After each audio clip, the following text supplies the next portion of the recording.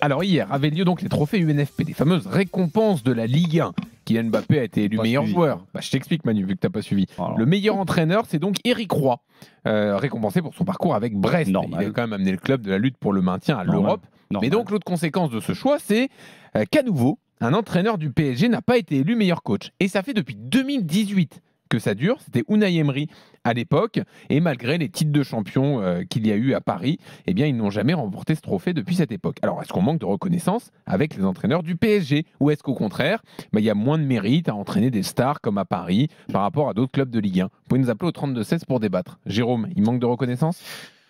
En quelque sorte, oui, parce que à travers ces votes, et pas que celui d'Éric, mais sur les autres années, tu l'as dit, Jean-Louis, moi, je trouve ça incroyable qu'un entraîneur du Paris Saint-Germain n'arrive pas à être élu meilleur entraîneur de Ligue 1, parce que sous quel prétexte, en fait?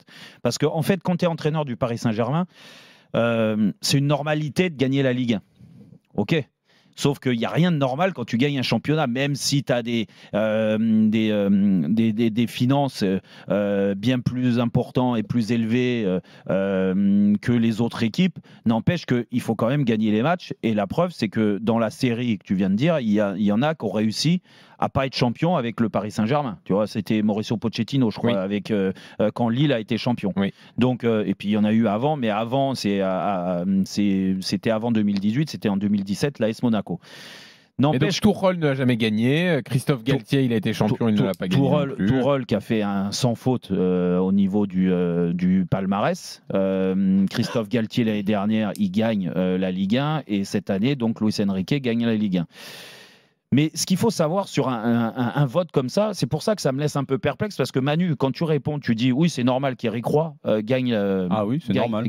Non, mais alors, moi, je vais te dire sur quels critères tu te bases. Je vais te le dire. Parce que si c'est objectif rempli, c'est chaque entraîneur en début de saison, son président, il arrive, il lui dit l'objectif de la saison, c'est ça. Donc l'objectif de Brest, on est d'accord, c'est le maintien. Oui. Donc l'objectif est rempli. L'objectif du Paris Saint-Germain, c'est quoi qu'on dit à Luis Enrique? D'être champion. Donc l'objectif est rempli. Ok. Donc ils sont à égalité là-dessus. Pardon, Jérôme. Tu joues sur les mots. Non, mais Brest, c'est plus que rempli. Ah d'accord. Oui. Alors, il surperforme. Et moi, ça me fait plaisir ce que vous dites. J'attendais. Voilà, j'ai mis une petite piécette. Ils sont tombés dedans. On s'est fait avoir, Manu. Mais vous êtes au-delà même de ce qui est prévu. D'accord. Alors c'est quoi pour le PSG d'aller au-delà même? C'est quoi? Au-dessus du titre de finir champion, mais de donner le sentiment qu'ils ont rayonné, qu'ils ont été au-dessus de tout. Oui, mais sauf que ça, c'est un autre critère alors. C'est pas un autre critère. C'est le critère. C'est là où tu te trompes, Jérôme. Mais non, c'est le critère du spectacle. Comment on définit le parcours d'un entraîneur dans la saison? Tu viens de le dire, c'est en fonction des objectifs fixés, en fonction du budget et de l'effectif, en fonction du standing de la stature du club. Donc à partir du moment où tu vas bien au-delà de ces objectifs-là, c'est normal. Donc le PSG pourra jamais rivaliser alors là-dessus? Non, c'est pas ça. C'est que le PSG, ils sont obligés. C'est comme quand tu joues au Real Madrid ou au Barça, tu es obligé de gagner, mais en plus de bien jouer. Et c'est la même chose avec le Paris Saint-Germain, avec leur budget. Ils sont obligés non seulement de gagner, mais en plus de donner l'impression que malgré les sommes colossales qu'ils ont, ils écrasent tout le monde par leur talent. Alors le PSG n'a que 2 défaites et a mis 77 buts. Non, mais c'est pour ça. 13 de plus que le deuxième, en faisant tourner plus que d'habitude. Oui, mais moi, ça me permet non, d'accord, mais j'ai vu le PSG bien meilleur sur les années précédentes, qui m'ont donné des impressions beaucoup plus fortes que le PSG de cette année. Moi, c'est mon avis. Après, tu as le droit de ne pas le partager. Non, mais d'accord. Donc cette impression-là, tu dois la prendre en considération aussi. Tu dois la mettre aussi. Non, mais c'est vrai, Manu, tu as raison. Là, je suis d'accord avec toi sur ce critère-là. Et je dis pas que cette année, Luis Enrique, tout était parfait. Ah non, mais il y a des choses bien aussi. Mais c'est pour ça que je te dis que il y a différents critères. Il y a le résultat, l'objectif rempli ou pas. Pour moi, les deux avec Éric Roy et même d'autres l'ont rempli. Après, il y a le terme spectacle. Comment ton équipe, ce qu'elle dégage. Tu vois, l'euphorie. C'est pour ça que Francaise avait été élu, pour moi, meilleur entraîneur de Ligue 1. Et c'était mérité avec Lens. Bref, pour le coup, c'est ça aussi. Non, mais ça joue quand même. Et encore, ils sont en étage en dessous de Lens. Je vais vous dire, Bruno Genesio avec Rennes, c'est exactement ça. Parce que Rennes était une équipe qui était, franchement, sans être champion, ils étaient très spectaculaire, marqué beaucoup de buts et tout ça. Et moi, je trouve que on a en France, on a ce truc-là, c'est te dire le petit. Je dis pas qu'Éric Roy, ce qu'il a fait, c'est fantastique. Mais le petit est méritant, donc on va le mettre dans la même catégorie que Francaise et Rennes. Non, et Genesio. Non, parce que Rennes, Brest, pour avoir vu beaucoup de matchs et d'autant plus ils étaient en haut, on les a regardés d'autant plus.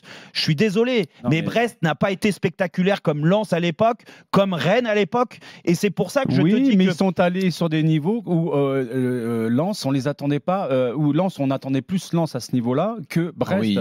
Moi, il y a des cases qu'ils ont cochées à l'heure actuelle, les Brestois, que personne s'y attendait. D'accord, mais Manu, s'ils finissent, et Louisa aussi qui est là, et on va te donner la parole, mais s'ils finissent 4e ou 5e, alors bien sûr, ils ont surperformé, et c'est magnifique ce qu'a fait Éric Roy. Moi, c'est pas réducteur. Mais de là à me dire qu'il a fait un meilleur travail, il a été un meilleur coach que Luis Enrique cette année, parce que attention, Christophe Galtier, il y avait des critères qu'il remplissait pas. Pochettino, c'est la même chose. Louisa s'exprime là-dessus, et après tu pourras compléter Manu, mais d'abord Louisa, qu'est-ce que tu en penses entre les deux? Tu te positionnes comment?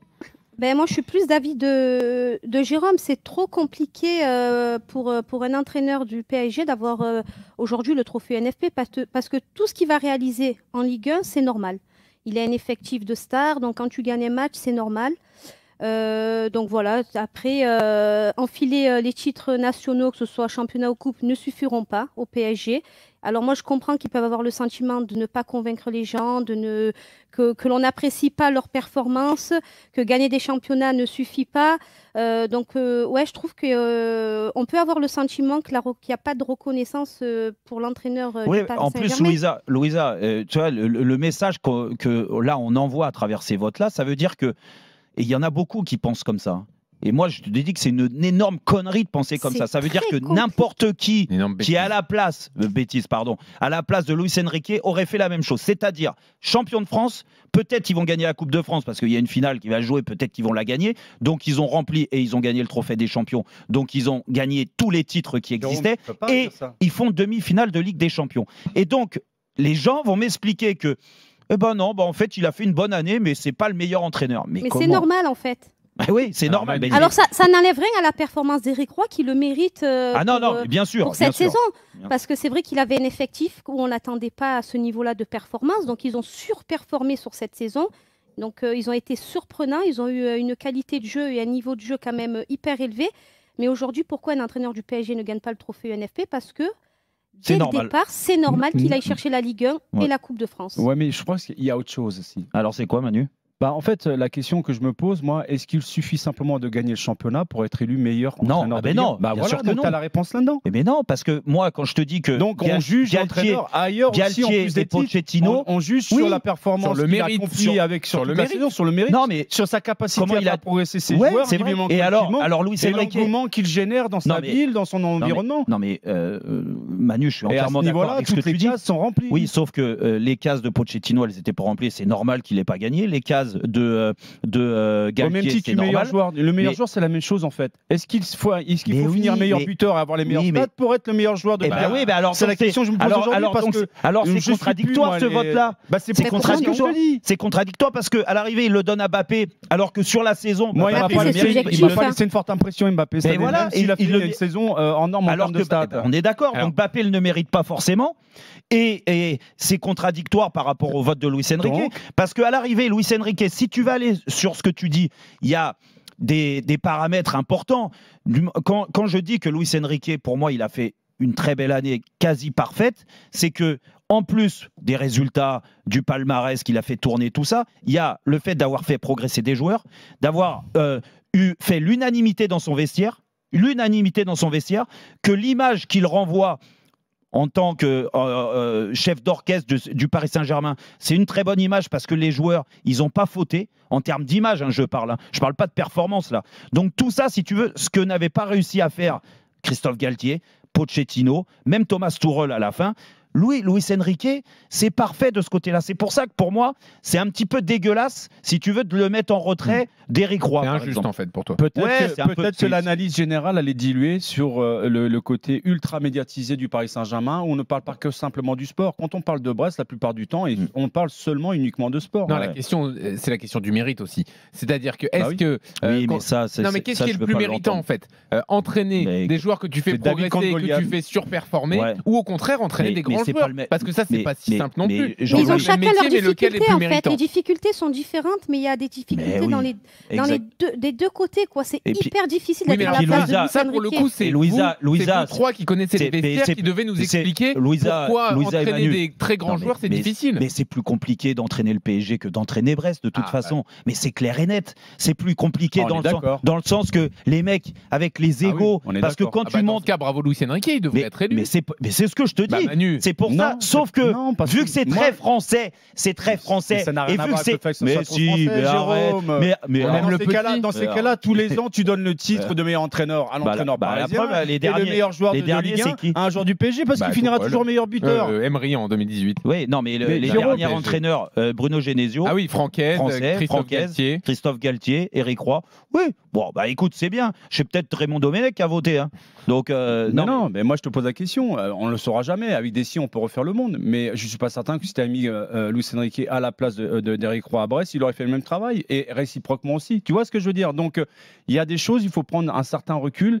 Mais moi, en fait, par rapport à tous les critères, il y a surtout l'impression que ça me laisse. Quand on me dit que d'après toi, je te donne une liste d'entraîneurs, quel est le meilleur entraîneur pour toi, et je prends tout en considération, mais moi c'est l'impression finale que j'ai de ces gens-là. Est-ce qu'ils m'ont vraiment touché? Est-ce qu'ils m'ont émerveillé? Enfin des choses comme ça quoi. Après, et sincèrement du côté de Luis Enrique, c'est une saison de transition.